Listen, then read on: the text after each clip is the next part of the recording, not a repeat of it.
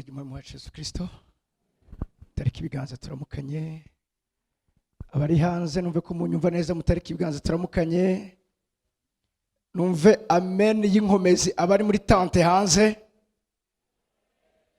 Amen ni ya saa sita kweli.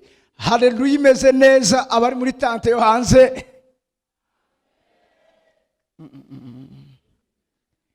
Abari hari inyuma nabo. Haleluya.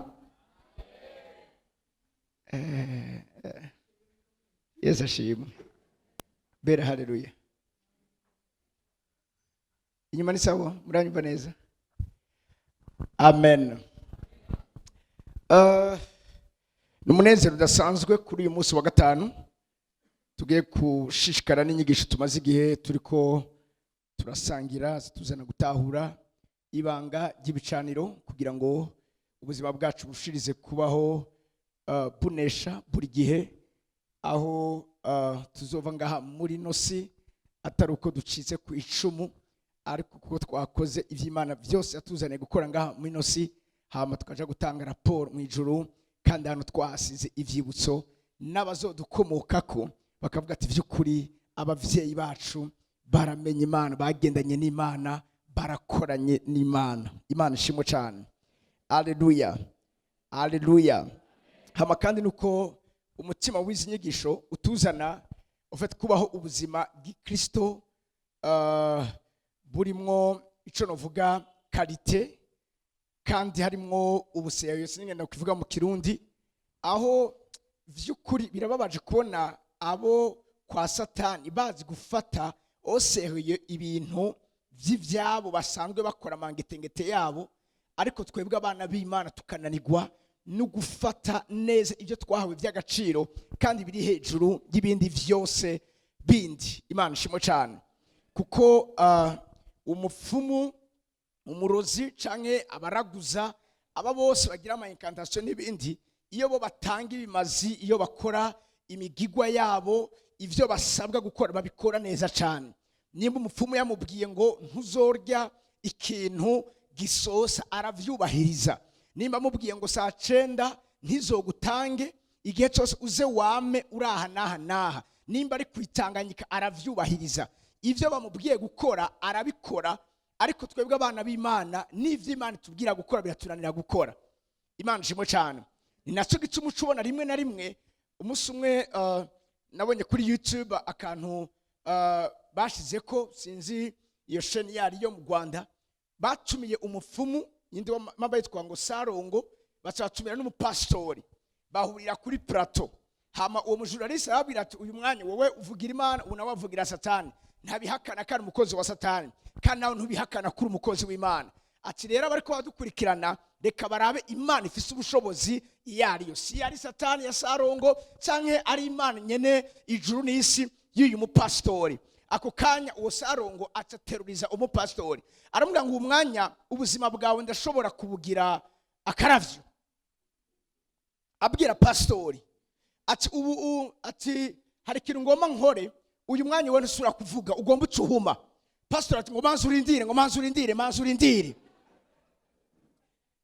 Umujurnaliste ati pastori none wowe uvuga ko Imana ikomeye, ati reka bikora, ati namazana nzira turana wowe wanterefonye utanteguje ivyo njemo. Atari ku Sarongo yarazi ivyajemo, ati naze no manzu umwanya nje kwitegura. Imana ishimwe cyane.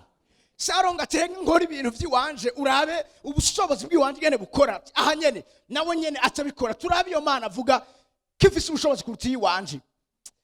Numvise imiriyashe ku rugezo rwo hejuru, kubona umupfumu imbere ya kamera ari kumwe n'umuntu w'Imana, umuntu w'Imana agatinya. N'uyu mwanya hose umuntu ngaka bati genda umukozi wa Satani, ubu nyene ngoma ndaguhumisha amaso, ndaza ari umuntu ngayo utagira ubwo bagatinya, kubera ko bo barazi ivyo bakora ku bicaniro vyabo, bari confidence n'ingene basanzwe bakora n'Imana zabo. Ariko abana b'Imana kwa ko turi seheye wanajero ngakumbure petete isengesho ryabo niryo nga midi mwijoro urumva uraryamuka ukavyuka sinzi. Donc ivyiwacu nk'abana b'Imana nta buseneye bw'Imana burimwo. Ni naco gituma rimwe na rimwe usanga ivya Satani bigenda bipima ku buzima bw'abana b'Imana, ariko ubundi siko byabwiza kugenda. Numva ameni ya muri kiro kibanza umusuma bigishwa ba Yesu bibaza ko kuba gusa bavuga mu izina rya Yesu ivyo bihagije, ariko idayimoni yabata kuwa amazi. Yesu aje yakoresheje imisegonda 3 gusa, ako kanya barabashoke bavuga wewe vraiment urashaka kutumara amazi imbere y'abantu, watubwiye ngo tugere tuzisende mu izina ryawe, twavuze mu izina ryawe. Idayimoni yase kugenda no kubakengera bakengera.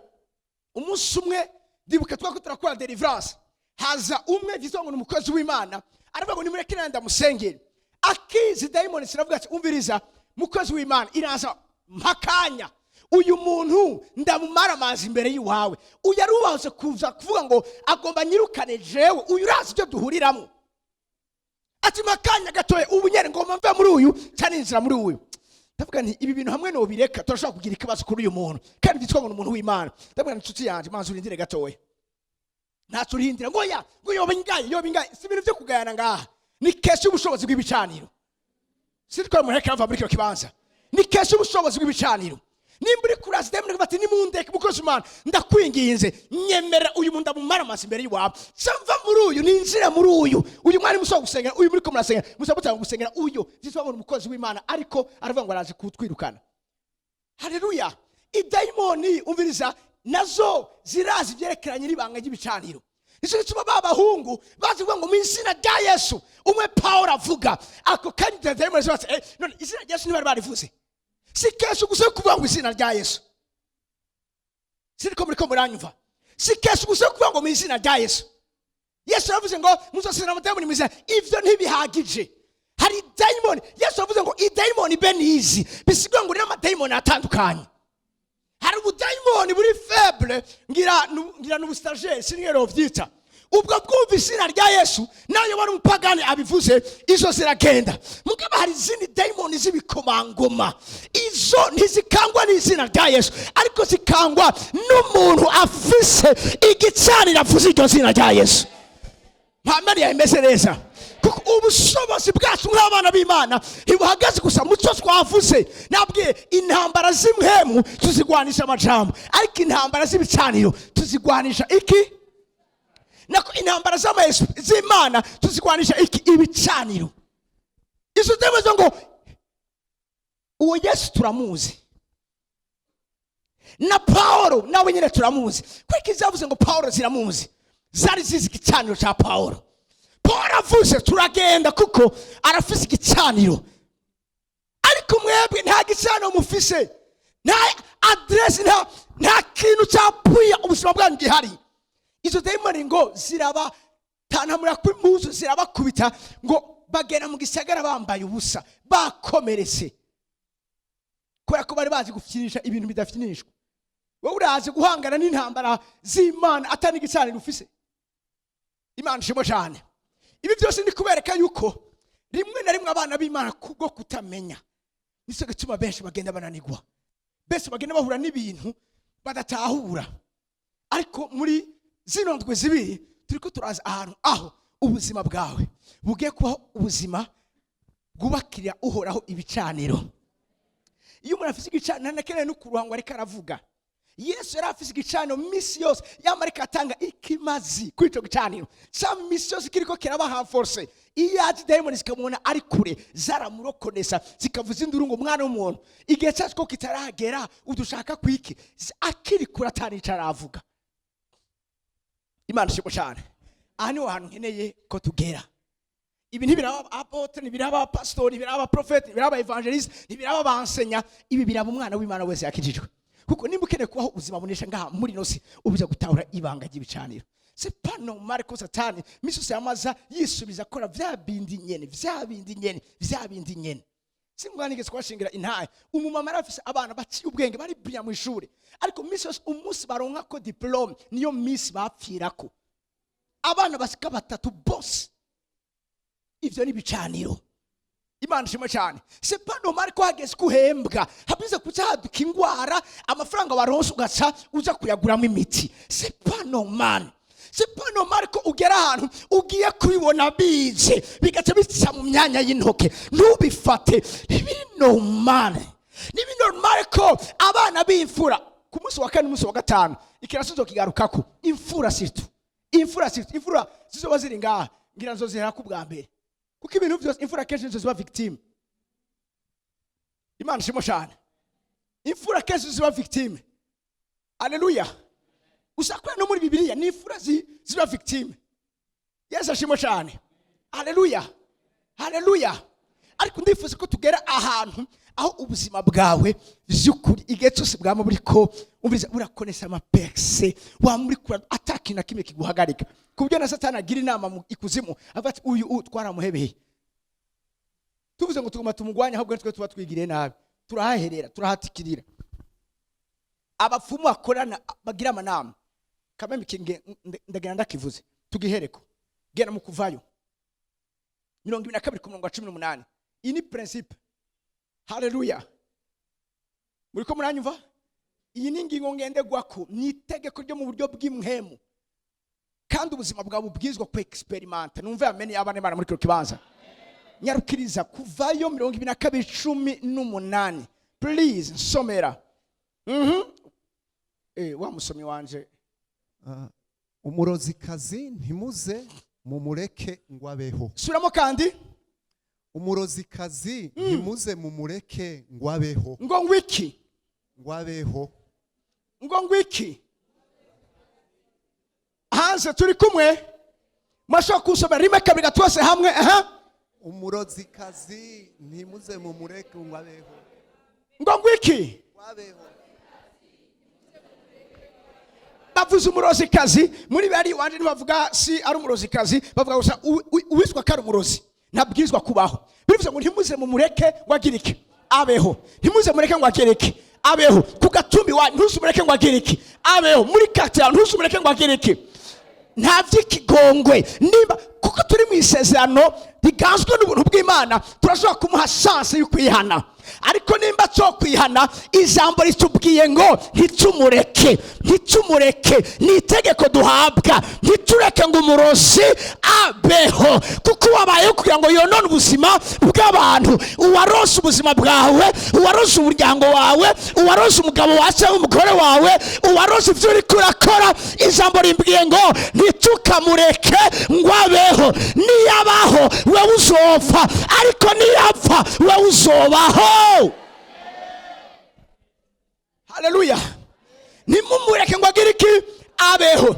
Ivyo akora abikora ku bicaniro. Isi bituma natuye kudresa amahoteli kugira ngo icicwe umurozi, icicwe umusatanisi, icicwe umurozi, kumufuramashu, icicwe umukozi wese wa Satani. Nimba cyo kwihana bibimbye ngo sindamureke ngo abeho. Haleluya. Narababwiye Satani ntabyo afise byo gutanga. Itakora akora ama transaction. Abana b'Imana batazi so bari arabambura ama promotion yabo. Akazimya inyenyeri zabo. Hama kaziha abamuzaniye imazi ku gicaniro. Ntabyo afise byo gutanga. Muriko muranyumva? Ntabyo afise byo gutanga. Afata imigisha apote ivyo kuravuga nukuri cyane. Hari imigisha y'abana b'Imana umunsi batariko barajwisa. Wombwira ko ibyo dusoma muri Bibiliya ari ivyo biri kuraba mu buzima bwacu. Hari ivyo tariko turabona. Ariko kandi ivyo tariko turabona biri muri babandi bagira incantation. Biri muri babandi bama bariko misoso baragirika bararagura. Kubera iki bitari wacu bikaba kuri bo. Embabwiriza ukuri intambara z'ibicana uko zimeze. Iyo kimwe kibaye ikindi kirapfa, ikindi gipfuye ikindi kikabaho. Ntibishobora kuberaho rimwe. Nico gituma umviriza na Yesu w'igicaniro yabaye ikimazi yemera gupfa urupfu rwiwe kwabwa ngo twebwe tubeho. Apfuye turabaho. Yambaye ubusa twa turambara. Yambuye icubahiro twa duhabwa icubahiro. Abaye umukene twa ducika abatunzi. Muri murabuntu bw'Imana ingene bungana. Haleluya. Uwo naho yari umutunzi yahindutse umworo. Uwo ni Yesu kugira ngo ubworo bwiwe bugiriki budutungishe. Nuko bigenda. Iyo ba prospera twe turakena. Kubera ko prosperity baronka niyo Satani aba yakuye iwacu.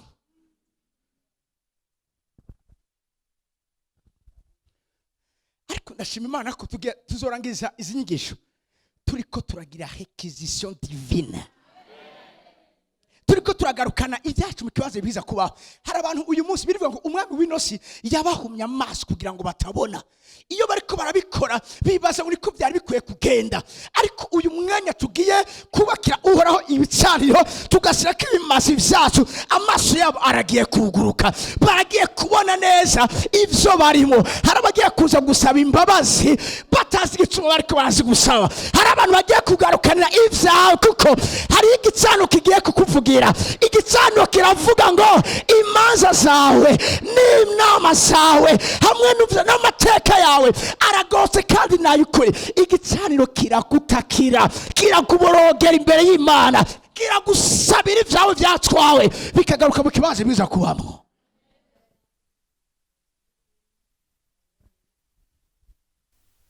Imana ishimwe cyane, Imana ishimwe cyane.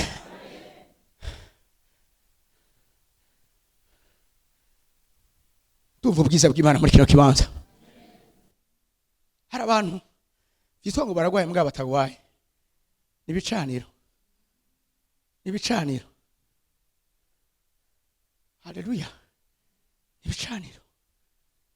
Ariko ndashimana ko mugiye nkiki yageze yuko ubuzima bwawe bugirirwa neza, ubuzima bwawe bubohoka, ivyawe bikaba ivy'iwawe. Ntimukareke ngo umurozi kazi cyangwa umurozi ngo agire iki abeho, abeho. Yarabayeho ivyawe biriko birononekara, birivuga ngo ivyo urabikora nanje ngahora, ukimvira ko muhanye nawe gose, ariko nzoguhana mbishize imbere y'amaso yawe uko bikurikirana. Nabwire nkuri triste, umunsi umwe hari mu 2007 nari nkiri muto mu vy'agakiza. Hanyuma dutegwa n'umusataniste umwe, mugabo yari afise abapastori nabo nyene bari muri satanisme bakorana. Hari abantu mubona kuri podium ngo ngo n'abantu b'Imana, kumbeho n'abakozi ba satani baradandaje imishaha yabo kuri satani. Ico gituma umviriza hamwe n'ibi bicaniro, ibicaniro biratwugura amaso, uzomenya uw'Imana utari uw'Imana. Hari abapastori kugira ngo batene ivyo bariko barakora, bari oblige gusambana n'abantu, bari oblige gukora ibintu ugatanga none kwereka avuga mu izina rya Yesu kandi bitangaza bigakoreka. Muri Egiputa Mose atereye inkoni yiwe hasi gahinduka inzoka. Aba magiciens ba Farawo, Farawo ntiyigeze akanguka, yarabahamagaye arabwira ivyo akoze namwe ntacu mu mukorera, nabo nyine batera inkoni zabo hasi zihinduka inzoka. Difference nuko inzoka ya Mose yamize inzoka z'Imana za Farawo. Mugabe ico yakoze cyo guhindura inkoni inzoka nabo baragikoze. Ibitangaza bitatu byose Mose yakoze nabo nyine bashoboye kubirepeta.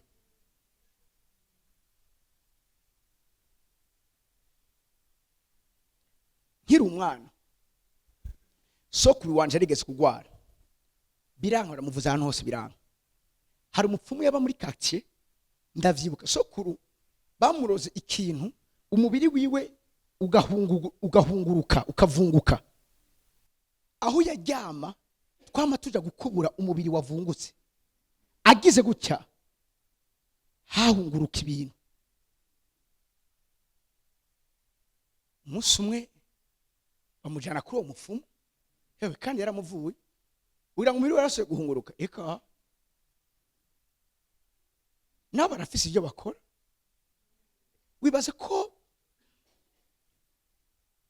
abizera bayari bapfa kwizera gutyo nyene, hari ibyo bayari yashobora gukora kandi by'ukuri yarabatangaza. Cyo gituma hari confusion. Yaravuga ati uyu munsi imenyekane Imana y'ukuri yo gusengwa iyariyo, si ari bayari nuko ari Imana ya Isirayeli. Byageze gute? Yabajanye ku gicaniro, baca badresi ibicaniro. Intambara z'Imana, haleluya, zigwanishwe ibicaniro. Ico gihe nako ndabwira umusataniste, umunsi umwe ryari rya mbere mu buzima bwanje menye Imana nkijijwe, nashaka kugira vision atari uko mpumirije. Ndyamye mwijoro twe twamye mu masengesho hanyuma ngize gute numva imituragaro mu cumba kandi nayo abo turyamanye nabo bona nakimwe bigeze bumva nta kimwe bigeze babona imituragaro myinshi ndakanguka ngize gutya mbona urabona imiravyo igumiravya imbeya z'umuriro ako kandi numva ijwi rimbwiye ngo imikogote n'amafarasi vya wa musataniste Imana imuvuga mu izina ngo biriko birakurondera ngo ariko nanje narungise imikogote n'amafarasi vyanje kugira ngo bikurinde. Uwo munsi mu gatondo bibwira abo twari turi kumwe cyadusubira ku musozi w'Imana gusenga dusenze no bisengesho rimanutse gutyo nyene ndavuga Mana urya musataniste nawo bakorana nimba vy'ukuri kutosenga kandi ushira ibimazi byacu ku gicaniro nkuko ijambo ryawe bitubwira udukore ikimenyetso kimwe utwereka kuri kumwe natwe umwe muri bo mwami Imana uwo bariko barakorana uwo murozi wari wese ijambo rye rivuga ngo ntimukareke ngo umurozi agire abeho ndanse kabaho mu minsi 3 ndamaye iminsi 3 kumusugira gatatu uyo musataniste hacaza ikiyabo muhira iwiwe kumbe yari umupastori bakorana wo muri Kongo aje mu kiyabo umuhungu bavukana n'uwo musataniste wabona ikiyabo kiriko kiratera umudugararo mu nzu atafata ubuhiri aragikubita kica kirafa ako kanya bacamba telefone ngo murisha umuntu babitubwiye cyane uko ryasengesho nasengera ku caniro niri jambo duje gusoma ntimukareke ngo umurozi kazi agira iki abeho nona bo iyo bageze gutanga ibimazi baratanga n'abana babo kubwitunga gusa ugira maze bakubaratanga kugira ngo base baronke access yo kuja mu ikuzimeka nabye ibyo ni by'ibicaniro ntibitwinjiza mu ijuru nivyerekana n'ubuzima tumena ngaha muri nose wewe yageze gutanga ikimazi atanga umwana wiwe shitse kugira ngo agire izina rya rurangiranwa agume kuri ya position agume ari umuntu akomeye atinyitse aremera agasakira umwana wiwe akabika igugu umwana yacu ubwenge mwiza akabika igugu bamwe bakamnapfa no gupfa kandi satani abasaba ikintu bakunda rero sinzi rimwe na rimwe ndibaza kurika abana b'Imana bataratahura importance y'ibimazi dushira ku bicaniro kubika abana b'Imana batarabitahura kwa satani kumure peut-être kubwo gutinya kurakaza sinzi mu mafilme twakunda kuraba hari gihe abantu iyo bagiye kuraguza bavuga ngo Imana wayishavuje Imana yashavuye iyo bavuze ngo Imana yashavuye niko ngo bene majambo umuntu yaragira ubwoba kajugumira kubera ko iyo Mana yabishavuye hari ibintu iza konona rero twebwe nimba ari kwera ubwizwa bw'Imana n'ubwiza bw'Imana no kungena Imana yacu yuzura uko ngiye Igituma dufata minenegwa ivyerekana n'ama principe y'ubwami bwayo ariko suko bimeze birivuga ngo ni Imana iteye ubwoba iyo verse umenga abantu barayifuse muri Zaburi iteye ubwoba he mwikoraniro ry'abera siko biriko muranyumva hari Imana yihishura umunsi by'ukuri wabaye muri bino bihe uzomeye ko ibintu vy'Imana atari byo gukengera iyo Imana yishuye hari umuntu haza avuye kunywa inzoga avuye kuborerwa avuye gukora ibyo akora araje Mana uruwera ugira neza uri Imana sa haleluya n'abayisilamu iyo bari muri ajya mafungo yabo amahoteli agira crise kubera ko barevita gukora icyaha benico mu bihe nk'ivyo biri sacré muze mubaze neza ndafise umugenzi n'umuyisilamu akunda kubonerwa cyane iyo misi umuntu yatoye akabina maze byagenze gute wabaye iki umugenzi wacu arambwira ngo ntavyuzi bari muri mwezi Ramazani nico gituma atanga inzoga kirabujijwe kuba n'inzoga kirabujije ko basambana kirabujije ko biye byabakora babwa muri iki gihe mwiyaranje ntimukora ikintu na kimwe kibi cyitwa icaha Korani yacibuza kuko ubikoze wikwegeye imikoshi ku buzima bw'iwawe no gupfa ashobora gupfa muze murabe iyo bageze kuja gusenga nta numwe yinjira ngo yacerewe muze murabe muri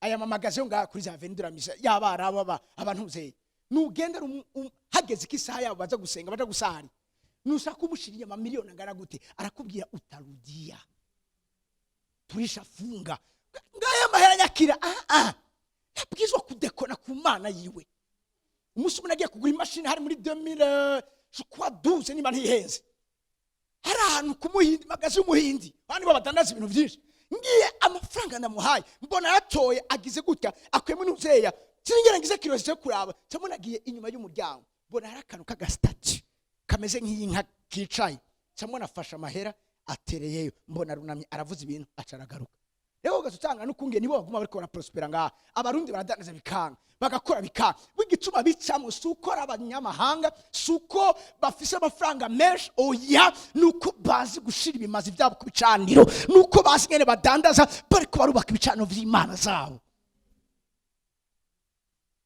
rimwe rimwe n'abana b'Imana bakanadukorerako ugiye ngo ukumva ikintu kigukwegera hariya ashobora kuba yicaye ku mutwe w'umuntu murambabarira hari n'ama restaurant mwamwe mumbabarire je kubganje hari akantu harimwe akantu gutumbwira umuntu yibasiza kwicara ugasonga bugari ahantu hari sara ahantu hari amapuyicira ameze uko ameze ngo umusere wo kwanaka kumva z'umutekano ntavyo mvuze mwibaze ko biri normale mwibaze ko biri normale barasi nyene bakwega abantu bakoresha amayinkandasyo yabo haleluya haleluya turi kumwe tugende hari umurongo nagumye mvuga ko ngira bo lundi nanabwiye ko muzitangura pratique mugabo reka kabe bikitu tukivuze ndabihejeje hama tujabukire kubindi sivyo nibitamwa ko duheza mu ndwi kurika tuzoja mu yindi ehera haleluya we navuze nibitakunda Imana shimwe cyane turi kumwe muko ndifuza ko abana b'Imana tubasehuye n'ibintu by'Imana nico gituma birivuga ngo nico gituma bivugwa ngo abezwa bashikare kugira iki kwezwa abagabitanya bashikare kugira iki kugabitanya ariko nimubiki akazu yaze ushuhe ukanya bavuze gushuha barakavuga abana b'Imana basehuye n'ivy'Imana suha neza mu vy'Imana komera mu vy'Imana vyinze mu vyinjire bose atacu bisigaje nimbara ba satani bakanya babandanye mugani ntihagire uja hagati na hagati kuko akazu yaze Imana nakadahwa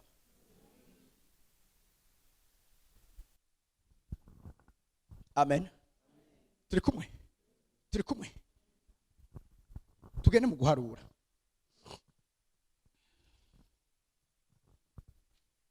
mirongo 23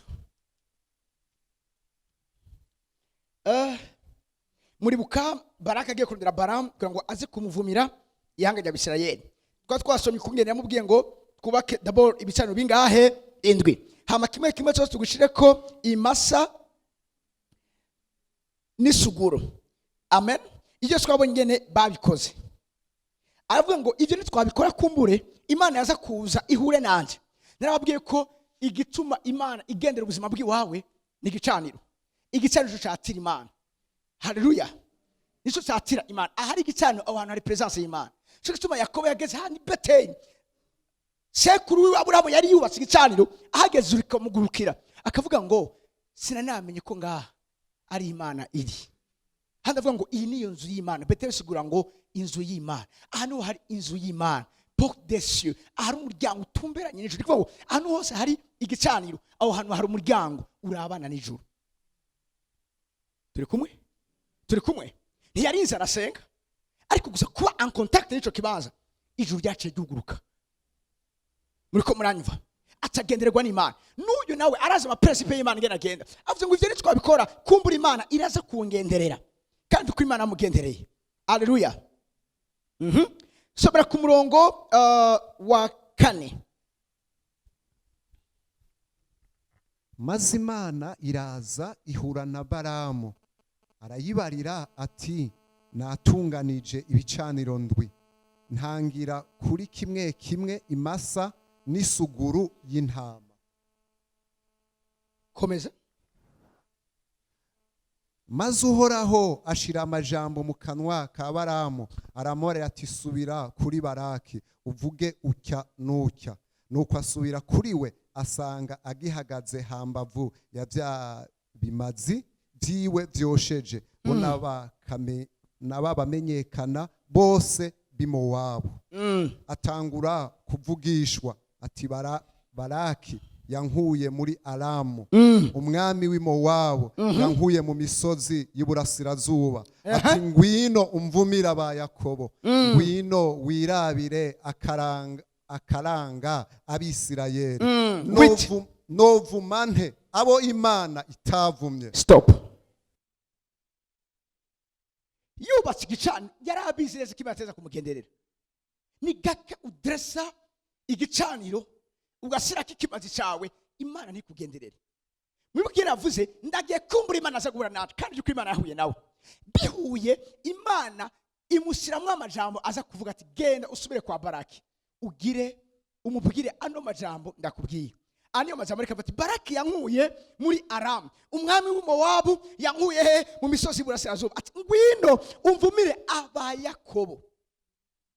Aba ba Yakobo n'abana barinzwe n'igicaniro, n'abana umviriza bazigamwe n'ibimazi byosezwe ku bicaniro yaba Yakobo yatanzwe. Mwibuke ko Yakobo nawe yaciye amaze kugenerwa n'Imana ngo asasuka amavuta kuri iryo buye, aho hanaca hubakira uhoraho igicaniro aho hantu nyeri.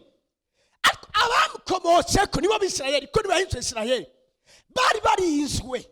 Mugabo uyu Baraki ntabyazi, azi kubwira ngo abanese nivyo n'intambara z'ibicaniro, amagaye umuntu w'ibicaniro azibanga ry'ibicaniro. Ahageze narabwiye ku munsi w'ejo igicaniro kiravuga ngo imanza zawe tejejuma sont véritable juste. Igicaniro kirakuvugira hageze ko yobavuma Imana isira umugisha mu gisingo cy'umuvumo, kubera ko hari igicaniro gisanzwe kirinze iryo hanga, kirinze aba Yakobo n'Abisirayeli bari bafite ibicaniro bizigamye ubuzima bwabo. Abantu uyu munsi baba vulnerable muri buno buzima n'abantu batagira ibicaniro biyapuyako. Imana ishimwe cyane, Imana ishimwe cyane, haleluya. N'abantu batagira ibicaniro biyapuyako. Aravuze ikintu gikomeye hano rero, musaka murabe ivyerekana ubuzima bwacu. Abarinzwe n'ibicaniro bubakira ora ibicaniro bakashyirako ibimazi. Avuze ngo novumante abo Imana itavumye. Muri bukahamu kuko yari yahezaga ku gicaniro, Nowa byarashika muvuma atavuma umwana wiwe Kanani. Nano biragarutse Bibiliya isugura Bibiliya ati novumante abo Imana itavumye. Ubundi niyo principe iza kubaheza ubuzima bw'iwawe. Twe dukoresha Imana dusaba gusa gukora ikirico kizoheza kikaba. Nuzosaka kuvuma azomenya neza ko uri ubwoko butavumika. Kuko mbabwire muri no niyo mivumo irenze ubuzima bw'iwawe tugiye kuyanira ku gicaniro. Kuko igicaniro kirefosa, kiraneutraliza, kirapolariza, kirahanda ubusa imivumo yose yavuziwe. Amen. Yambirikiwe kibaza ni ku gicaniro cyonyine. Mbabwire ni ku gicaniro honyine ivyavuzwe byose bibi mu buryo bw'amajambo nk'intambara z'imhemu ku buzima bw'iwawe bisura kuba anire ku gicaniro honyine. Muri ko muranyumva? Nico gituma iyo umuntu afise ibintu byamukurikiranye, ni benshi tumaze guhura twahuye baravumwe muri ubwo buryo, hari ibintu bikora heza ubuzima bw'iwabo. Ico nkwari giki ndefasa, haleluya, ndesi igicaniro nkashyirako ikimazi inyuma yaho, nkakora nisunze igicaniro, nkagira iki nkaca mpanagura iyo mivumo yose yavuzwe ku buzima bwaho. Hajya birivuga ngo nta cyasire kubagwana kizogira ico kimara, ngo n'ururimi rwose ruzobahagurukira. Bavuze ururimi ni imivumo. Reka we ntavyuzi, barara amajoro bari ku biyaga, barara amajoro bari ku matwarete, barara amajoro bari ku buburi, barara amajoro bari ahantu mu myonga, bariko bagirike, bariko baravuga. Kuko umviriza, kugira ngo bagirirwe neza nuko umanza kugirirwa nabi. Ico nakivuze. Muri ko muranyumva? Satani avyafise vyiwiwe, Satani nta mugize vyo gutanga, bakagera bagakuvu. Fise umugenzi yarumva ibiharuro cyane. Ico gihe aho twiga hari umwigisha yari umuyisilamu, hanyuma ibiharuro vyiwiwe yashaka kubira ati uwa mbere injeni ya mbere izoronka ya manota. Yarabiprecise kuko yavuze ati iki ntawe ushaka kugitora. Yarafise ubuntu bwiwiwe. Uwo muhungu yari yavuze ati nimuri uwa mbere aza ko injeni ya mbere ironka 70 ku 90. uyo muhungu asaronka 87 n'inusu ku 90. Urumva yarenze ivyo yari yavuze. Aca ashika yinjira mu ishure arabaza ngo ninde naka, aravuga ngo njewe. Aca mubwira ngo waraye ku kiyaga kundedaguza ikibazo, waraye ku kiyaga kundedaguza ikibazo. Ntiyavyumva ingene yasobe kuronka ayo manota. Siriko biko muranyumva? Wewe ngo numwigisha ariko araza maispi, araza vy'imhemu ingene bikora. Arimo vyageze gute urengane akarimbi nari naciye, ugiye kukarengana mu izina rya Yesu, ako bacira ubuzima bwawe bwose. Niyo mission yazanya muri no misi. Haleluya. Muri bukafaraho ingene avuze ngo okay ndabarekuye mugende mugabo ntimugere. Nimusoma Bibiliya. Yarabarekuye ariko nimusike hehe kure asize akarim. Abantu b'Imana benshi bafise uwo muvumo ku buzima bwabo. Genda ariko ntushike kure.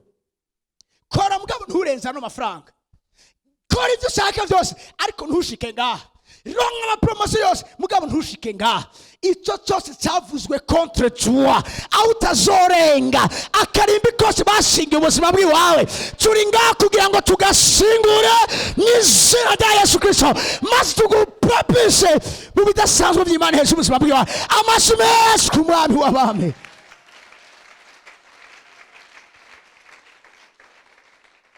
Haleluya, haleluya. Politikisha utabikona akababwira ngo ibigwanishwa by'intambara yacu sivyo mu buryo bw'umubiri, ariko imbere y'Imana bizaremewe, byarabaye karivye, bifise ubushobozi bwo gushingura karimbi. Ivyo tuko turavuga nivyo kugira ngo dushingure uturimbi twose hejuru ubuzima bw'iwawe. Ndaskora aho utarenga mu izina rya Yesu. Kubera ko abandi bavoyaje we ntuvoyaje, na mission ize kugira ngo nawe ugende igatipfa. Why? Turingagura ngo dushingure uburimbi bwose. Muriko muranyumva? No kuko amahanga yose nibiyuzuye n'ivyuhoraho Imana yacu. Kubera ko utabijwisamo, urakorera Imana, usenga direndo vande duringa. Ura no kubera karikita. No. Haleluya. Ariko niki hari ikintu Paulo yandikira abikorino nyene, abikorino bagira ubuntu bwo kubwirwa amajambo y'ivyamuhemu cyane, kuko nabo bari abantu bazi ivy'ibicano gose. Aravuga ikintu kimwe, aravuga ngo ariko avuga yandika iryo shengero ry'abikorino, ababwira ikintu gikomeye cyane, ababwira ngo yatoranije ibipfu byo mu isi kugira ngo imara amazi abanyabwenge. Yusengo yatoranyije inzoya n'ibindi, ariko hari ikintu avuga ngo yaranatoranije n'ibitariho kugira ngo atiture ibiriho. Ngo mavuge gaca ku kantu, yaratoranije ibitariho. Tuko turavuga ibicaniro n'ibintu zobona physiquement, n'ibintu bikorwa mu buryo bw'imhemu, mugabititura biga bigaragara ku buzima bw'iwo physiquement. Birumvikana icyo dukora mu buryo butaboneka kigira ubushobozi mu buryo bugaragara. Haleluya. Ngo nibitariho yarabitoranije kugira ngo atiture ibiriho. Kubera iki bose bicwa n'amakanseri wanyu? Kubera iki bose inda za mbere zibwizwa kuvayo? Kana mama yakubwira ngo umwana wa mbere natwe bwarafuye, nibisanzwe. Mwabavye muri ngaha mu ndwe iza tuzogira consultation spirituelle, tuzoba consulta. Ukaburi kurumva no majambo ufise abana. Embabwire hari kintu bavuga mu gisirikare ngo un soldat isolé et à moitié mort. Turi kumwe? Ni kuvuga iki? Ubundi kugira ngo urugamba urugwane kandi uruneshe birakene ko rimwe na mutarugwana wenyene. Siko biriko muranyumva? Siko biriko muranyumva? Iyo birivuze ngo ni wizere umwami Yesu urakizwa cyangwa urakira be nabo mu nzu yawe, nuko umviriza ubundi Satani akoresha abo mu miryango yacu kugira ngo bubake ibicaniro bitugwanya. Nico gituma dukijijwe dusenga Imana abandi bakizwa, kuko niyo baheza bagatahura ivy'imhemu. Twe mu muryango wacu hari ibicaniro byari byubatswe, byari bihari di matériel didactique. Umunsi ndije nyene urumva nyene byari byoroshe, nari oblige gukora amasacrifice kugira ngo famille yanjye ishobore kurokoka. Umunsi Imana ntabaza uwa mbere mukuru ifura irakizwa, none yakijijwe yari yimirije kurongorwa n'umuyisilamu. Umunsi abimbwira nkumva reka avuga kuri telefone n'uwo muntu yitwa Abdara, ndavuga Jesus Christ, ndavuga Mana mu byo wambariye ntabwo jewe mu muryango wanje nzogira umuryango urimo abayisilamu n'abari abayisilamu tuzosanga cyangwa twasanzeyo tubwiza kuba convertisa bagahinduka abakristo parce que ntibizera Yesu. Murambabarira, ntibizera Yesu. Nimba badashaka kwizera Yesu niko rufunguzo rwonyene ushobora kubajana mu ijuru. Nimba bahakana Yesu nta juru bafise. Pointre ndabwira Imana ikinda chance canubaka igicaniro, ndacubase ndasenga ndavuga Mana ikinda chance icyo usaba gukora cyose. Rimwe na rimwe mbabwira ikintu kimwe, biradusaba gukora ibintu utamenyereye gukora kugira ngo ibicaniro byacu bibe puissant. Umunsi umunagane n'umutama nari umwana muto turi mu masengesho, yumva ndiko ndavugishwa ibintu, abona ndiko ndaderivira abantu, arampamagara ngo mwana ndabona washari muto, ndabona kimbere ufise kazoza keza, ngoma ndakwibire akabanga k'ibintu bimwe na bimwe bwiza kumenya kugira ngo bise bigushoboze gukora Imana neza.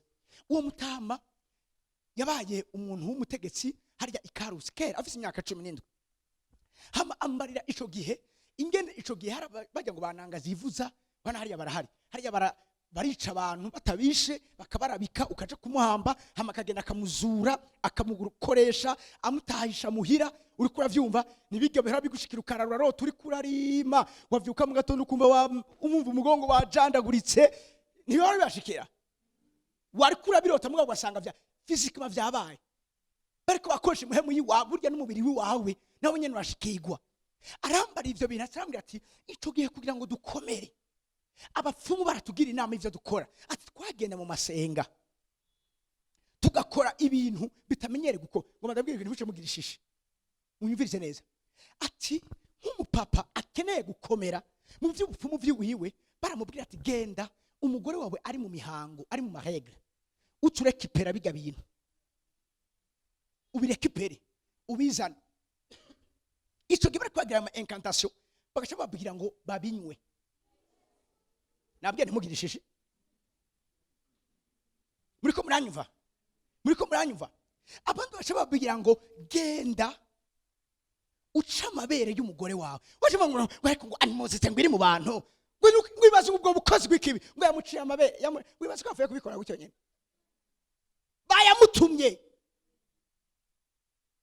bayamutumye ati twarakora ibintu nyene biri umva nyene bitabaho. Mugabo uko usura gukora ivyo bintu n'uburyo bwo gutanga ibimazi, ukoze ikintu abandi badashobora gukora. Uriko muranyumva bacambabwira ivyo ni bidacibaha inkomezi zo kuma bari puissant bagira. Arambwira ayo mabanga ntavyo nari bwamenye uko nabandi nje senga negera Imana soma Bibiliya none agenda tahura ukungena hari abantu bakora ibintu. Nababwiye Abimeleki ingene yagiye agaca ahonda abo bavukana 70 kwibuye rimwe agaca ba umukuru n'ibintu be n'ivyo. Umuntu akagenda kica umuvyeyi wiwe babumutumye. Uri kuranyumva Imana shimwe cyane. Ivyo bisinga ngo baraforce ibicaniro vyabo.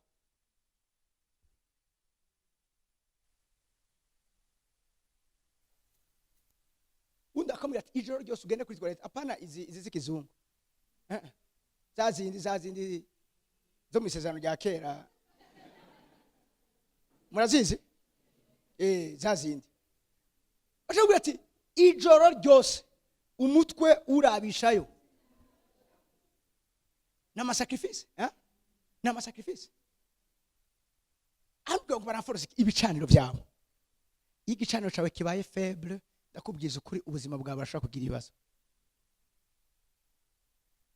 Twebwe Imana ndusaba be n'ivyo. Oya mwangwiza tuzoraba ama sacrifice natwe Imana ndusaba. Iya mbere ikomeye niyo ndabura kwemera ikimazi c'umwagazi w'intama w'Imana Yesu Kristo. Ico ncambere. Icya kabiri ikimazi ikomeye. Abo nubwo bakora ivyo ntibitanga. Batanga abagore babo, batanga abana babo, batanga amatungo yabo, batanga amazu yabo, batanga amafaranga yabo, batanga ubuzima bw'abantu n'ibindi. N'amaraso y'abantu urumva ngo kandi gusiningene ngo byagenda. Ejo bambariye turi kuri hôpital militaire banyeretse umusigiti. Atondwe umusigiti umaze imyaka 20 waruzuye mugabo atarawinjira. Umupfumu yasinjojeje ivy'ivyo yavuze uwawubakishije mugati umunsi bazowinjira uzocupfa. Ivyo birazwi, si ibintu by'ibintu ze birazwi. Harimo n'undi uri kuri 13 mama ari mu nyakabiga ntavyo nzi sinzi. Murabuzi? Uwawubakishije nawe nyine bari bamubwiye gutyo nyene we mugaravuga ati naco. Iyo somere nyene babonye ngira yinjiye rimwe nawe nyine aciye apfa. Nuko ibintu bigenda kugira ngo bibe pusa hari kimaze abwiza gushirako. Ubwo rero waharya wundi yaranse ko bari yaranje ko baragira akantu gato waraheze mugabo nikimaze kibiza kujako. Urabona abasatani Yesu avuze ngo abana b'umwijima baciye ubwenge kuruta abana b'umuco. Ubarazi nyene bikora. Twebwe cyambere Imana dusaba nuko bwa mbere twitanga. Abaroma 12 bakomera mutanga imibiri yanyu nk'ibimazi bizima bihimbara Imana. Ubwa mbere twa Imana tuba kwitanga. Imbere ko ugira ibindi byose utanga, d'abord tangura witange wewe. Cyo tuba tuvuga consecration. Kwitanga ngo nta kintu na kimwe wewe ucifise ko cyububasha. Imana ifise ububasha bwose ubuzima bw'iwawe. Ivuze ani a, ivuze ni ntaco nta negotiation ni mu gisirikare. Execution d'abord, réclamation après. Muriko muranyumva. Nuko bimeze. Novumane abimana itavumye. No kwirabira akarangante abo Imana itarabiye akabanga. Bisigura ngo ivyo ndiko ndakora ntibiri valable. Ntibikunda kuko hari ibindi byakozwe biri hejuru bikomeye kuruta ivyo nje gukora. Ibisika umugabane wa mwizina Yesu. Navuze ibisika umugabane wa mwizina Yesu. Bajana izina ryawe barondera ingene bakugira nabi. Bavuga ati uyu eraho iyo bibananiye bashavuga ngo gurya n'umuroza akomeye. Bashatwita abarozi. Esa shimwe. Bashatwita abarozi. Mugabo nukurumva nyene niyo rangaje yabo nivyo bashobora gutaho nivyo bashobora kumenya. Ariko nuko ofete turi kurundi rwego rundi iyo tubaye serieux neza turi kurundi rugezo rundi. Ndabagize tureke ibintu byo gufyinata. Tubese twumve ko turi ingabo by'ukuri. Tuza kurangiza umviriza iwanyu mwese mwubatse ibicaniro. Mwese batavyumva batabitahura ntaco ozo bikora wenyene. Ico ziri igicaniro cyawe gikomera niko ibindi biba faible. Kandi uko ibyabo biba faible je umunsi nabikora muhira uwo nari nababwiye ashaka kuja kurogwa mu Islam. Nage numva umunsi umwe ndabona navuze nti Imana kugicaniro turavugira amajambo. Kandi byo tuvuze bicika amategeko. Bivuga ngo akanwa k'umugorotsi ni ikaramu y'umwanditsi w'umuhinga. Iyo tuvuga tuba tuko turandika. Ntabwe intambara z'ama esprit tuzigwanisha amajambo. Navuze ni Imana hagati ya grand sœur yitwa Loriane nsinya kubivuga hamwe na Abdara ndashizeho ahari urukundo ndahashize ugwanko. Bapfubusa mwizina engene bandaba. Genda ugume uri umuntu w'ibigongo bazokurya ubona. Muriko muranyumva? Kanga Imana yama yagutabaye mwijori mpemu sikagenda. Ariko kamera Imana kagira ubuntu ukavuga Yesu kandi kubabira kuvuyeko. Hage bagyumva ngo bapfuye baryamye byageze gute? Sitanaza kabaniga ivyo nibishikira na Imana. No ngahano baza hari benshi nibanda maze baryamye bakuva impemu ziragiye. Binyereke ntutinye binyereke koko ndabizi barahari. Duza ukumva impemu zose ziragiye ntubuja urumva bagu ebana bakumishije wumye ako kanya bikanga nukundukiza n'urimi mugabo parvenye kuvuga ati Yesu hayo ngo ntibabaje babaje kukumarira ugacuza nganga turi mu buntu bw'Imana no muntu bw'Imana barapfira muze mwazana na Safira bari mu buntu bw'Imana ariko barapfira imbere y'ubuntu bw'Imana. Tugiye senga iryo sengesho Imana shizeho ugwamo. Ntiwigeze usezana ko nzugira famille mu Islam n'abari mu Islam bose tubabwira ubutumwa bwiza bakizwe bizere wowe Yesu Imana y'ukuri. Senga iryo sengesho nshira ikimazi numva muri yo somene mbona grand sere wanje yataye ibiro amaze iminsi ataryama adasinzira hamico gihari gikorana cha Moses crossing ko mwibuka igihe Moses cross aje nagomba je muri ico gikorane hamace numva arambajije Kev isa ugiye he uyu muntu katarambaza yonja bigenze gute mu mwanya bimbaze ndamwe ngiye mu gikorane he ni kuri stade hari gikorane yego haje umushitsi ninde ntawuzi twa Moses cross muri Tanzania sawa nagomba ndabimenye kumbe naragiye sigarara arazi nyuma nararenga karenguka kera naho abayaje muri ico gikorane acakira umwami Yesu. Haleluya. Inyuma yaho ndabaza wewe hari ibintu byahindutse hari amatelefone nacumva uwo nkurikira izwa meze mubaze neza Abdara yaramuhevye nti yaramuhevye ku mutima ni amen. Wari karonda ibiro biriko biragenda nanje ndiko ndakakama nk'igitumbura bahayere viri kwiriye cyane nze amasengesho n'Imana. Amen. Inyuma yaho yarasigaye nawe ankurikira iyo ngiye hageze ko dusenga mu ijoro ngo natashaka gusengana ndavuga kamwe bikunda mu rose ni sawa cyo tuba babihe. Inyuma yaho rero tereka rero tu deliver n'abandi uyu munsi ndiko ndababwira umuryango wanje wose ukorera Imana. Haleluya. Mama n'umudiakoni umuherezi wacu n'umuririmbyi kandi atari umuririmbyi asanzwe araririmba amosozi akadengera mu ishengero twese twarambara hasi yari cyo twakoze siko byari bimeze kare n'uyu munsi muri kare taravuga ngo sha ngo yangu byafrema ngo naho ubundi nta wemegwe iwabo ngaje wacu baranyemera vuga ati umuryango we turawuzi uraza aho yawukuye hari n'ivyo je bazi je ntarinzi ariko nuko ko natahuye kuko ni mbwiza kugwanira kugicanira ntabawe satana biza gutwara mu izina rya Yesu. Naravuze ntabawe satana biza gutwara mu izina rya Yesu Kristo. Wewe witange nk'ikimasi kizima ku gicaniro hanyuma wubake kandi uhoraho ibicaniro inyuma yaho ibyo satani byose agomba heza ubuzima bw'iwawe byose bizoba sans effet. Alléluia. Naïs muri bavuga ngo ntatasure kwagwa kizogira tout âme forgé contre vous sera sans effet. Non effet. Sans effet. Sans effet. Cyane ko tu sans effet. Imivumo yose sans effet. Ubukene sans effet. Sans effet. Ingwara sans effet. Agasuzuguro sans effet. Vuga sans effet. Sans effet, sans effet. Ibitero byose bya satani sans effet, sans effet, sans effet. Kudatera imbere sans effet, sans effet. Injustice zose ku buzima bwawe sans effet. Alléluia, alléluia. Vuga ngo sans effet, sans effet. Umugore wari kakubwira ngo bagiye kudivorce sans effet. Sans effet. Umwana ngo agiye kwiyahura sans effet. Sans effet. Sans effet. Docteur ati ngwara ntazo kwigera yikira agiye gupfa sans effet. Ayo maresulta yose kwa mukanga avuga ikinyuranye n'ijambo ry'Imana rivuga sans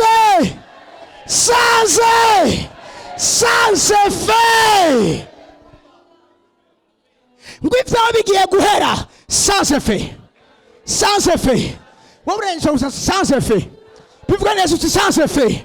Sans effet. Ngona uzoshika. Ngona uzoshika. Ngona uzoshika. Ngona uzoshika. Ngona uzovyara. Ngona uzoronka ikibondo. Na promesse uzoronka.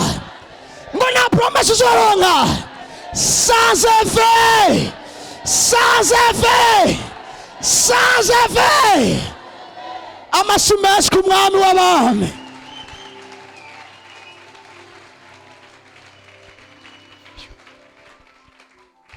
Naho uraruragira gute muri tribunal dufise abakomeye dukurusha amafaranga ngurubanza rwaramaze guhera turazi resultat sans effet. urumva turabona iyo nda itari kirevuriwa, turabona hari ibintu bizitanye by'inzitizi sans effet. Vuga ngo sans effet, sans effet, sans effet, sans effet, sans effet, sans effet. Hanyuma tu sans effet.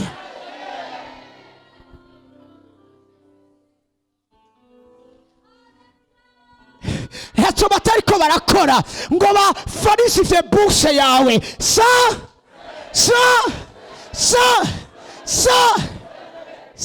effet, sans effet. Ngo ntazorongogwa, ngo ntazorongogwa, ngo ntazorongogwa. Bivuge cyane, bivuge cyane, bivuge cyane. Sans effet, sans effet, sans effet.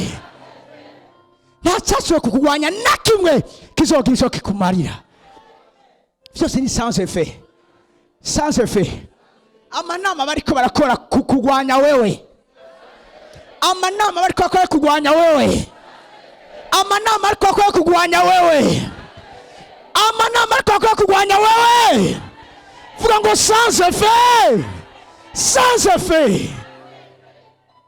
Barabikoze turahora, bibaza ngo tuwanye n'abagosi, ariko vyose ni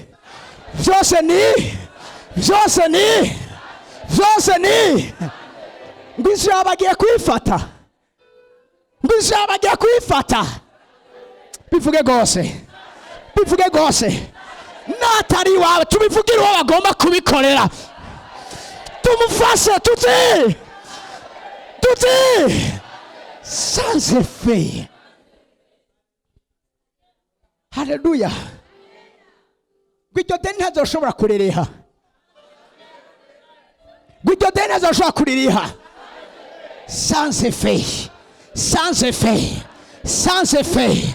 Imana igiye gukumakuma, igiye kwegeranya, igiye kurundanya ivyo ukereye vyose kugira ngo ibiguhe. Haleluya, haleluya.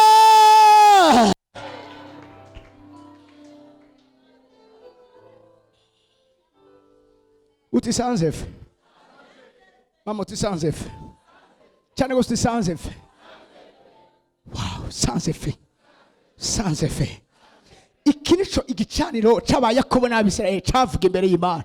Baje ngo babavume, cavuga imbere y'Imana ngo ibi byose sans effet, sans effet, sans effet.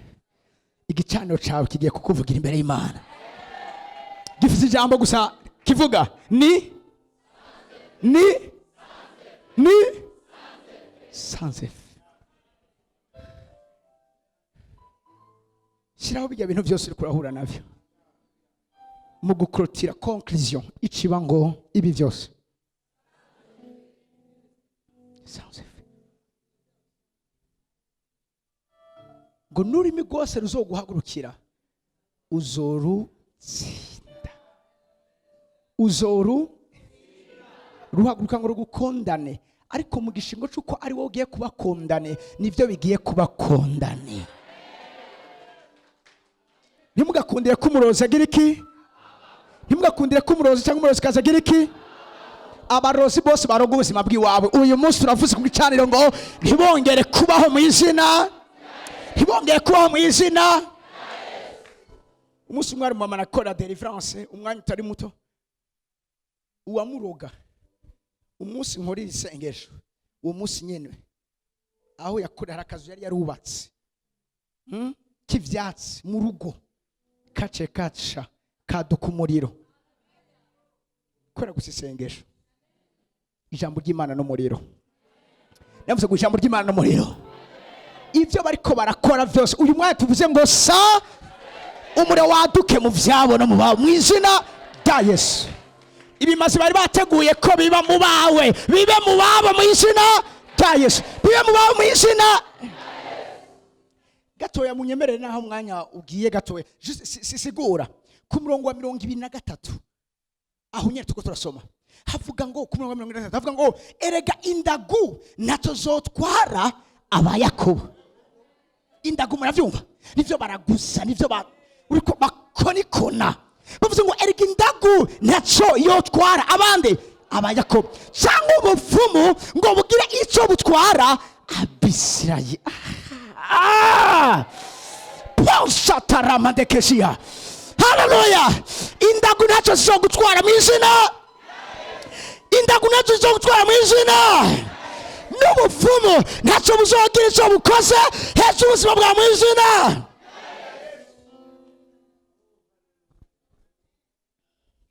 Hefaze ngo ubigere bivuga kuba Yakobo no kuba Isirayeli. Ngo we ukuntu Imana, wow, ukuntu Imana agize iki? Raba ivyo Imana akoreye ubuzima bwawe. Bagiye kuvuga ngo nimuze murabe ivyo Uhoraho yakoreye ubuzima. Witwa nde? Arine. Nimuze murabe ivyo Imana akoreye Claudine. Nimuze murabe ivyo Imana akoreye. Haleluya. Hasiziragiwa bagiye guhamagarana. Nimuze murabe ingene Uhoraho yakoze. Haleluya. Haleluya. Bagiye kuza kuraba ivyo Imana yakoze. Ivyo Imana yakoze. Ivyo Imana yakoze. Yankijije ingwara, ankije umutima, yarancunguye none ubu iyo ndi munawe muzi. Ndashimije inagi rukundo rudahinduka. Reka ndamushime ivyo Imana yakoze. Bava nimuze murabe Imana akoreye Karara. Nimuze murabe Imana akoreye Emmanuel. Nimuze murabe Imana akoreye Natasha, Claudine, Chloe, Hasirishiraya. Nimuze murabe Imana yakoze.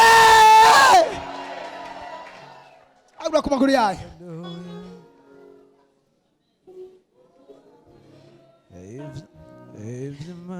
Barakwishura nkagupfa bagiye kuza kuraba ivyo Imana yari yakoze. Barakuroza nkakurogeka bagiye kuza kuraba ivyo Imana yakoze. Bamagaje ubuzima bwawe ku bisaniro vyabo ariko izina ryo biranka kwa paresa. Bagiye kuza kuraba ivyo Imana, ivyo Imana.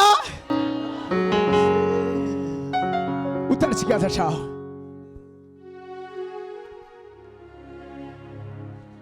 Tukasema tuti Mwami Yesu turagushimiye ivyo inkomezi wakoreye ubuzima bwanje. Ndagushimiye ko ntari uwari we wese simfa kurogeka.